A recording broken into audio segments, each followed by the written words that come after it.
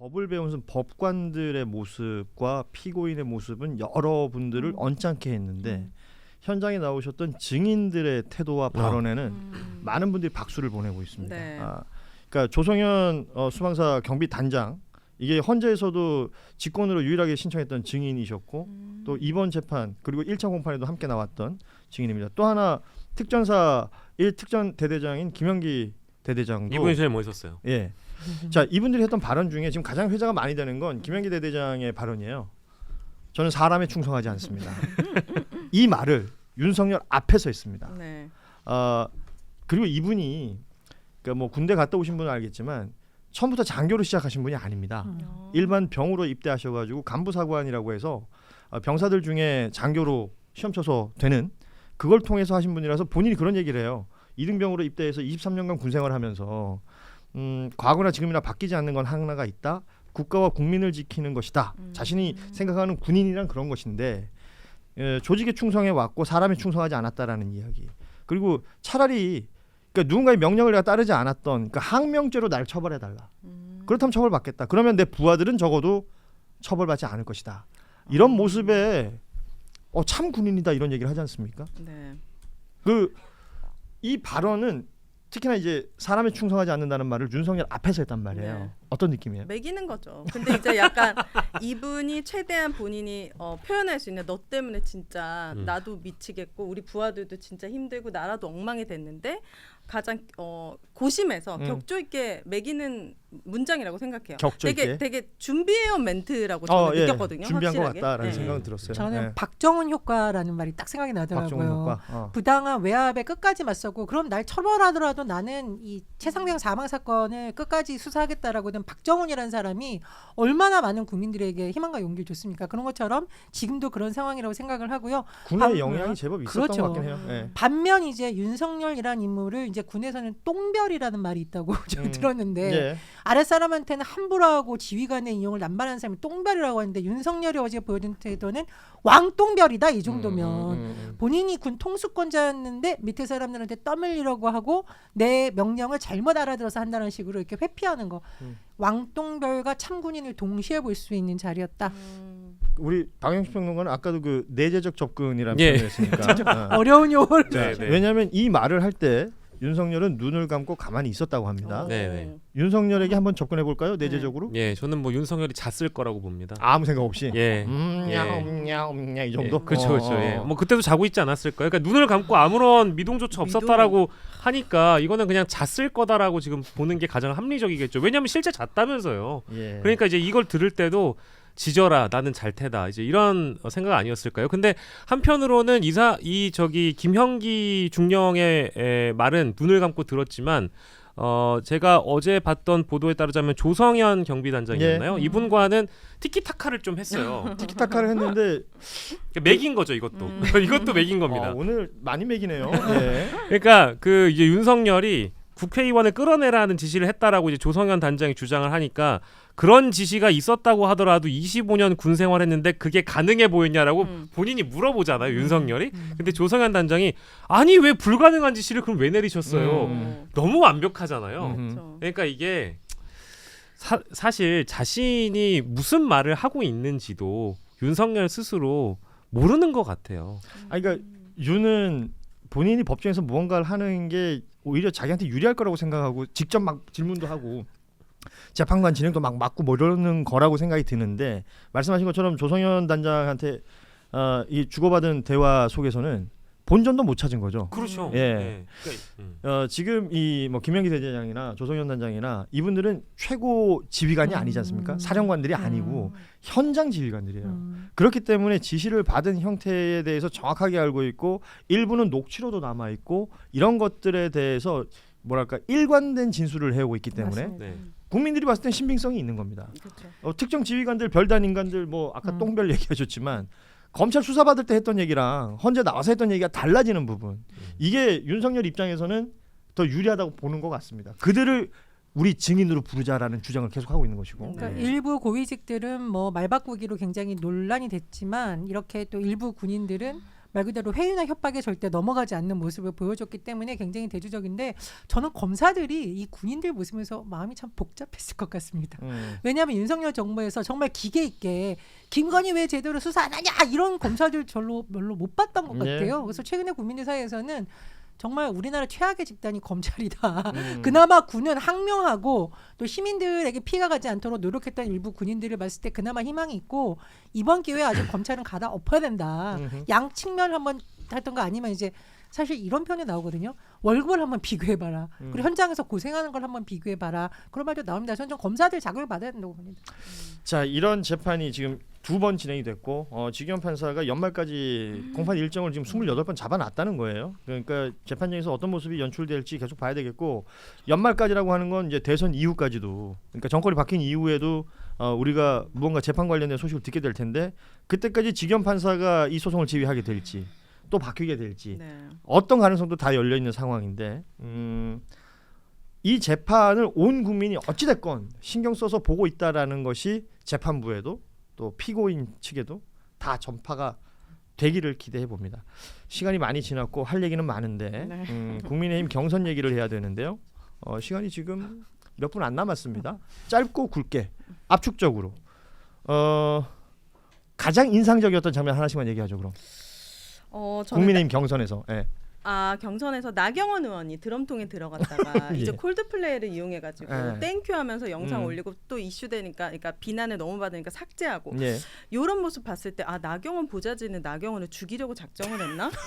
약간 보좌진이 안티다? 약간 상식적으로 생각했을 때 우선 드럼통도 최악이었지만 콜드플레이가 지향하는 가치 자체가 국민의힘이라든지 나경원이 지향하는 가치와 정반대인데 맞아요. 너무 모욕적이고 그러니까 MZ 청년파리를 진정성 없이 하다 보니까 이렇게 헛다리까지 짚게 됐다. 자기 무덤을 파고 있다. 이게 콜드플레이는 또 굉장히 이 내란 사태하고 희한하게 연결이 되잖아요. 네. 그 8년 전에 내한 공연했을 때도 우리나라에 대통령이 없었고, 네, 박근혜.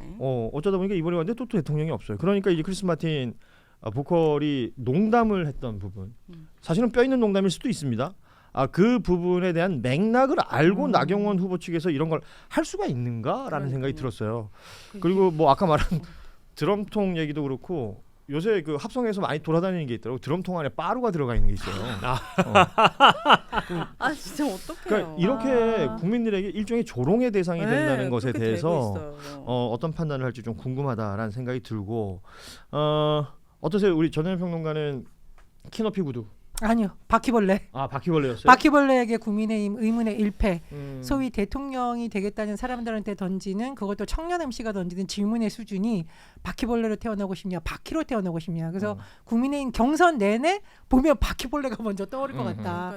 국민의힘의 당명이 그럼 해충당으로 바꿔야 되나 뭐 이런 생각이 들었는데 국민들한테 좀 미안해야죠. 이 정도면 민주당하고 너무 비교되지 않습니까? 아니 근데 그걸 기획했을 때 상식적으로 누군가는 야 이건 좀 아니잖아. 이게 무슨 대선 토론에 무슨 관계가 있으면 재미도 없고 감동도 없고 무슨 유익함도 없는데 거기에 답을 저는 그 황우여 국민의힘의 선관위원장이죠. 네. 이 한 것 같아요. 뭐라고 했죠? 우리 당의 젊은 분들이 만들었다. 젊은 분들에게 이게 통할 것이다. 라는 얘기를 아주 해맑게 하시더라고. 그러니까 전혀 문제의식이 없는 거예요. MBTI 밸런스 게임 뭐 이런 거 젊은이들이 좋아하는 거 아닙니까? 뭐 이런 식의 나는 느낌을 가지고 있는 것 같더라고요. 뉴스를 보니까 국민의힘에서 자기네 그 토론회 조회수가 민주당 토론회보다 앞섰다 유튜브 쏘가 하는데 아니 썬데이 서울 많이 팔린 거랑 노벨 문학상 한강 작품하고 지금 비교를 하자는 겁니까? 그러니까 이게 제가 보니까 국민들이 와 이거 보니까 국민에게 희망이 있다 이게 아니라 어이가 없어서 보는 거잖아요. 우리 솔직히. 전현 평론가는 민주당은 지금 한강 작가의 뭐 노벨 문학상 정도로 보는 겁니까? 저는 뭐 민주당원이기 때문에 그렇게 보고 있습니다. 출연자 개인 의견이라고 밑에 좀 달아줘요. 좀 지루하더라고요. 서로 견제가 없고 민주당 토론회는 너무 좋게 얘기하면 너무 신사적인데 저도 그 의견에 공감합니다. 하면서 이렇게 비판과 견제가 없이 뭔가 하나가 된 느낌이긴 했었어요. 재미는 없었고 재미는 아예 없었죠. 네. 재미로 시작하면 썬데이 서울이 더 재밌죠. 그러니까 뭐 이제 그렇다고 국힘도 재미가 있었던 거 그렇지, 아니에요? 그렇지. 막 부끄러웠어요. 그러니까 무엇이 더 토론답느냐라고 이제 우리가 접근을 해보면 요즘에 대학생들도 이제 토론 동아리 같은 거 많이 활성화되어 있고요. 대학생까지 가야 될까요? 아, 그냥 안 가도 돼요. 예, 고등학교, 중학교도 있어요. 근데 그 친구들이 하는 토론의 어떤 질이나 내용이 훨씬 더 훌륭할 수 있을 정도로 네. 야, 이거 저는 A조, B조를 풀로 다 봤어요. 어쨌든 뭐 이제 뭐 방송 내용 때문에 그렇겠지만 좀 재미있을까 싶어서 기대한 것도 일부 있어요. 그래도 여기에 내용은 없더라도 재미는 있겠지. 네. 아, 근데 정말 진짜 한심하다는 생각이 좀 들어서. 근데 앵커님 솔직히 오그라들더라고요. 네, 맞아요. 민주당을 너무 칭찬하는 거 아니냐라고 생각하실 수 있는데 근거를 하나 대보면 민주당 청년들이 지금 경선에서 막 뭐 싸우고 이러면 주목 받을 수 있겠죠. 근데 지금 민주당 대학생위원회하고 청년회는 연금개혁특위 활동하고 있어요. 뉴스에 안 나오지만 정말 정치에서 다뤄야 될 문제, 미래 세대한테 중요한 문제 들어가서 계속 토론하고 있어요. 근데 이 바퀴벌레 논란은 소위 국민의힘의 청년 MC라고 명패 달고 나온 사람. 제가 솔직히 썬데이 서울하고 노벨문학상 비교가 너무하다라고 반론하실 수 있는 분인데 제가 보기엔 그럴 수밖에 없다. 지금 상황이 좀 설명을 드립니다.